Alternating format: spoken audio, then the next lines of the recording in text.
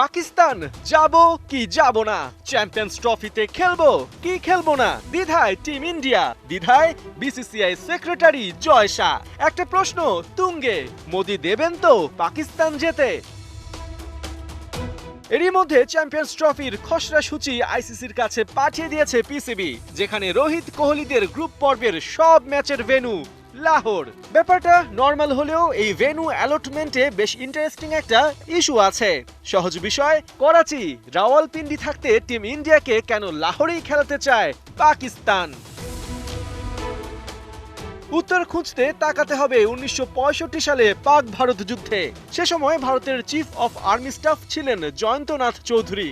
তার বিখ্যাত একটা ডায়লগ ছিল, লাহোরের জিমখানায় বসে সে ড্রিঙ্ক করবে, অর্থাৎ লাহোর দখলে নেবে। কিন্তু 17 সপ্তাহের যুদ্ধে জয়ন্তনাথের সেই ইচ্ছা আর পূরণ হয়নি। এয়ার কমান্ডার সাজাদ হায়দারের নেতৃত্বে লাহোর কোনো রকমে বাঁচায় পাকিস্তান। গুঞ্জন উঠেছে 60 বছর পর সেই ব্যর্থতার কথা স্মরণ করাতেই ভারতের গ্রুপ পর্বের সব খেলা লাহোরে রেখেছে পাকিস্তান, অর্থাৎ মাঠে নামার আগেই রোহিতদের মানসিক চাপে রাখা। ইতিহাস যেমনই হোক, ভারতের বর্তমান রাজনীতিতে পাকিস্তান সফরের কথা ভাবছে না কেউ। 16 বছর ধরে পাকিস্তানে ক্রিকেট খেলতে যায় না টিম ইন্ডিয়া। ভারতের টি-20 বিশ্বকাপ জয়ের পর জয় শাহর বক্তব্যে যদিও কিছুটা আশার ইঙ্গিত ছিল। বিসিসিআই সেক্রেটারি জানিয়েছিলেন, টি-20 বিশ্বকাপ জয়ের পর এখন ওয়ার্ল্ড টেস্ট চ্যাম্পিয়নশিপের ফাইনাল আর চ্যাম্পিয়ন্স ট্রফি আছে। তিনি ফুল কনফিডেন্ট রোহিত শর্মার নেতৃত্বে ভারত আবারও চ্যাম্পিয়ন হবে।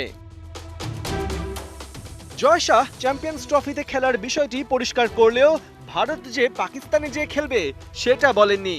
ভারতীয় গণমাধ্যম স্পোর্টস তাককে নাম প্রকাশে অনিচ্ছুক এক বিসিসিআই কর্তা জানিয়েছেন, ভারতীয় দলের পাকিস্তানে যাওয়ার সম্ভাবনা খুবই কম। শেষ পর্যন্ত সিদ্ধান্ত ভারত সরকারের উপর নির্ভর করবে। এ মাসের শেষের দিকে শ্রীলঙ্কায় হতে যাওয়া আইসিসির বার্ষিক সভায় বিষয়টি উত্থাপন করা হবে। চ্যাম্পিয়ন্স ট্রফি পাকিস্তানে হবে নাকি হাইব্রিড মডেলে হবে তার জন্য অপেক্ষা করা ছাড়া উপায় নাই। আপাতত যে খবর তাতে 20 ফেব্রুয়ারি লাহোরে বাংলাদেশের প্রথম ম্যাচ, প্রতিপক্ষ টিম ইন্ডিয়া। 24 ফেব্রুয়ারি রাওয়ালপিন্ডিতে শান্তরা খেলবে পাকিস্তানের বিপক্ষে, আর 27 ফেব্রুয়ারি লাহোরে মুখোমুখি হবে নিউজিল্যান্ডের।